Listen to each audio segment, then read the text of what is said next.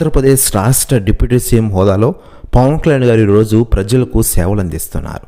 ముఖ్యంగా ప్రజలకు మెరుగైన సేవలు అందించాలని పవన్ కళ్యాణ్ గారు అధికారులను ఆదేశిస్తున్నారు. ప్రస్తుతం ఆంధ్రప్రదేశ్లోని పల్లెల ప్రగతిపై దృష్టి సారించారు పవన్ కళ్యాణ్ గారు. దీంతో ప్రజల గుండెల్లో ఉంటున్నారు ఆయన. మరోవైపు ప్రస్తుతం ఆంధ్రప్రదేశ్ రాష్ట్రంలో అసెంబ్లీ సమావేశాలు జరుగుతూ ఉన్నాయి. ఇందులో పవన్ కళ్యాణ్ గారు పాల్గొన్న వీడియోలు, ఫోటోలు నెట్టింట్లో తెగ వైరల్గా మారుతున్న విషయం తెలిసిందే.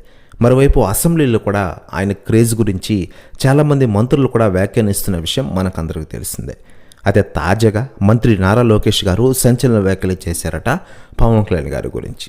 ఆయన మాట్లాడుతూ పవన్ కళ్యాణ్ గారు ఈరోజు ఆంధ్రప్రదేశ్ రాష్ట్ర రాజకీయాల్లో బాగా రాణిస్తూ ఉన్నారు. ఆంధ్రప్రదేశ్ ఉప ముఖ్యమంత్రి హోదాలో పవన్ కళ్యాణ్ గారికి మంచి పేరు వస్తోంది జనాల్లో. అసెంబ్లీ ఆవరణలో పవన్ కళ్యాణ్ గారి క్రేజ్ చూసి నేను నిజంగా షాక్ అయ్యా. ఆయన ఒక నిజమైన లీడర్, దేశంలోనే అలాంటి లీడర్ లేడు అంటూ సంచలన వ్యాఖ్యలు చేశారట మంత్రి లోకేష్ గారు.